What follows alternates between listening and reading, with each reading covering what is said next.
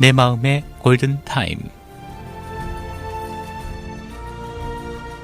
이 시간 말씀에는 시카고 마음건강연구소의 조옥순 교수입니다.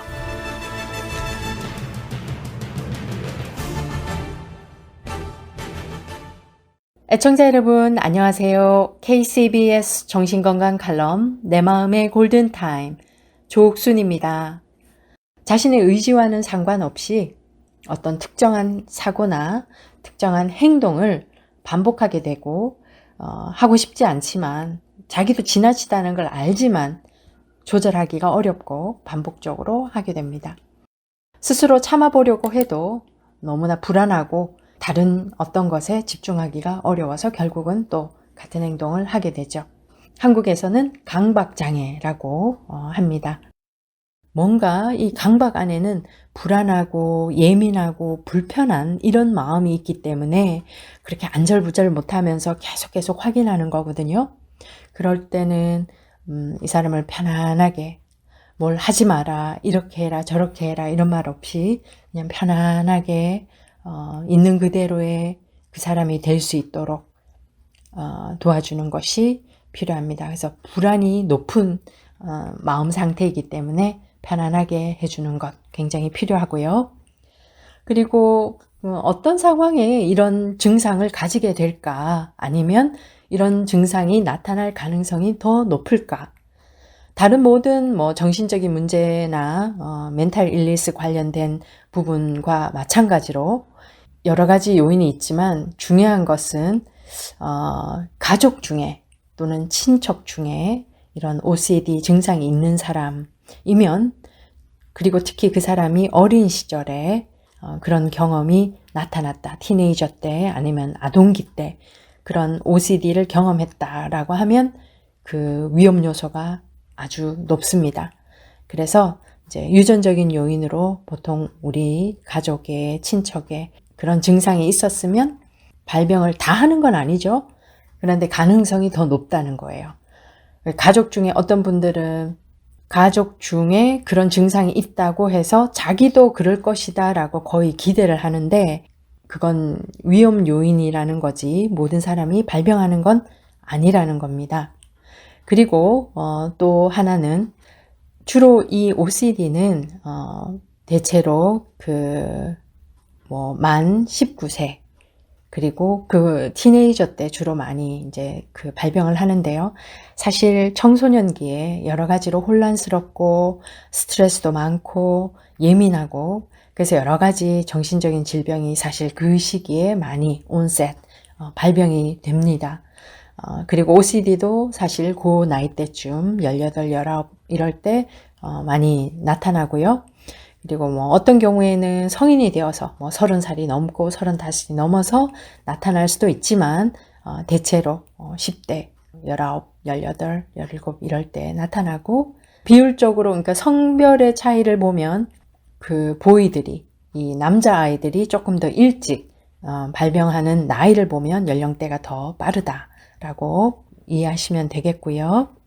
그리고 뇌 구조를 보면 이 전두엽 쪽 그리고 대뇌 피질 구조가 이 OCD가 있는 사람과 없는 사람이 다르다는 그런 연구 결과가 나와 있습니다. 사실 아직도 연구가 되고 있는 중이고 무엇이 직접적인 원인이다라고 밝혀내지 못하고 여전히 연구 중에 있지만 어쨌든 뇌에도 이 기능이라던가 구조가 일반적으로 OCD가 없는 사람에 비해서 차이가 있다라는 것이 밝혀져 있고요. 지금까지. 그리고 환경적인 요인을 살펴봤더니 이 OCD 강박장애를 가진 사람들의 어린 시절에 공통적으로 심리적인 외상, 트라우마를 경험하는 경우에 상당수가 이 OCD 증상과 관련이 있다.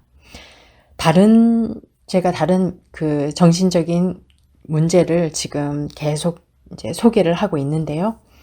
공통적으로 어린 시절에 편안하고 충분히 사랑받고 그리고 뭔가 심리적인 충격을 경험하지 않으면서 평화로운 어린 시절을 편안하게 아이를 성장할 수 있게 도왔을 경우에는 성인이 되어서 아니면 청소년기에 이런 정신적인 문제가 발생할 확률이 적습니다. 이 OCD도 그 아동기에 childhood의 심리적인 트라우마로 인해서 뭐 예를 들면 굉장히 불안한 상태로 자랐다거나, 사실은 OCD는 이 불안하고 굉장히 관련이 되어 있어서 막 불안해서 안절부절 못하면서 그 불안을 낮추기 위한 어떤 행동을, 손을 안 씻으면 막 정말 이 온 그 병균이 내 몸을 전체를 마치 덮을 것 같은 그 불안함 때문에 계속 손을 씻고,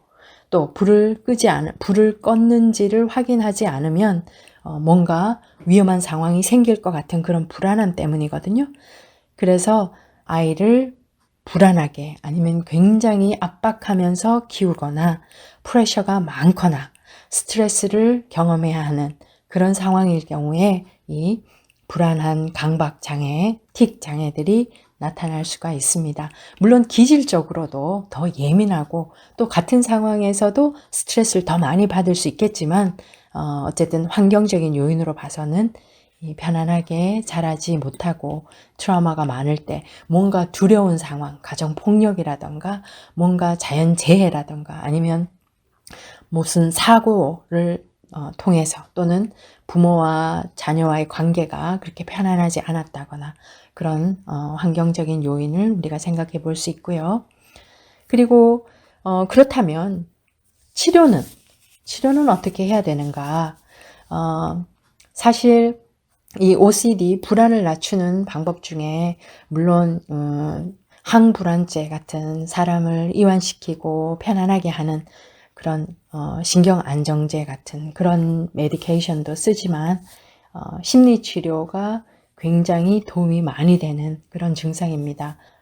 마음에서 무엇이나를 불안하게 하고 또 자기의 그 강박적인 사고도 생각도 분석하고 또 행동도 좀 더 행동주의적인 그런 접근을 통해서 행동도 너무나 강박적인 행동을 그 정도를 낮추거나 그리고 그 강박적인 행동을 다른 행동으로 그 replace, 전환시키는 그러한 도움을 받을 수가 있지요.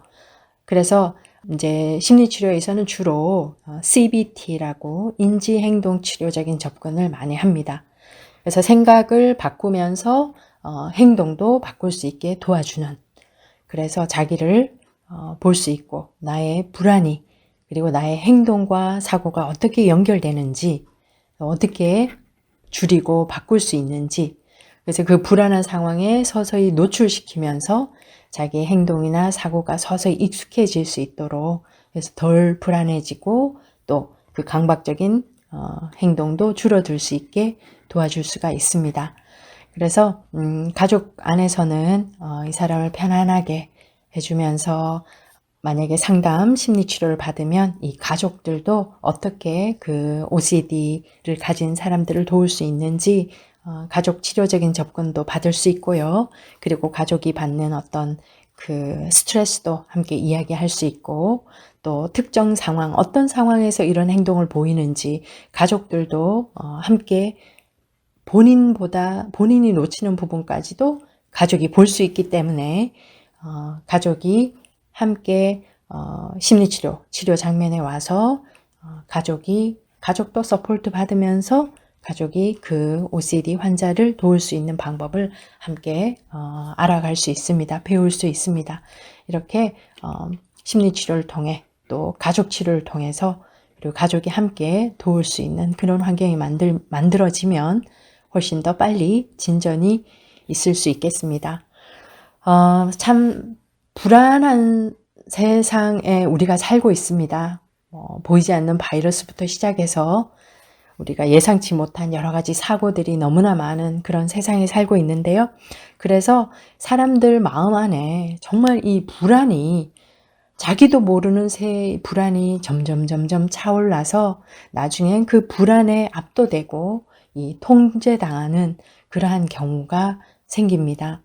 그래서 오늘 이 시간을 통해서 내 안의 불안은 얼마나 있는지, 그것이 어디에서 오는지, 또 우리가 그 믿는 자들로서 이 불안을 어떻게 다스릴 것인지 사실은 걱정 안 해도 될 부분에 엄청난 걱정과 불안이 나를 더 힘들게 하고 또 그 마음이 힘들기 때문에 신체적으로도 제대로 기능하지 못하고 면역력이 떨어지고 또 시민성 질환이라 해서 사실상 신체적으로 아무 문제가 없는데도 불구하고 특정 부위가 아프다던가 또 기능이 떨어진다던가 그럴 수가 있거든요. 그래서 오늘은 내 안에 불안을 한번 들여다보는 시간 가지시면 좋겠고요. 주변에 이 강박적인 행동이나 사고를 하는 사람들을 우리가 좀 더 이해하고 도와줄 수 있는 그런 우리가 되면 좋겠습니다. 그렇게 자신을 또 주변을 준비시킬 수 있는 그런 시간이었기를 바랍니다. 오늘 함께 내 마음의 골든타임에서 불안, OCD에 대해서 알아보았는데요. 도움이 되셨기를 바랍니다. 오늘 하루도 주님 안에서 평안하시기 바랍니다. 지금까지 내 마음의 골든타임 조옥순입니다. 감사합니다.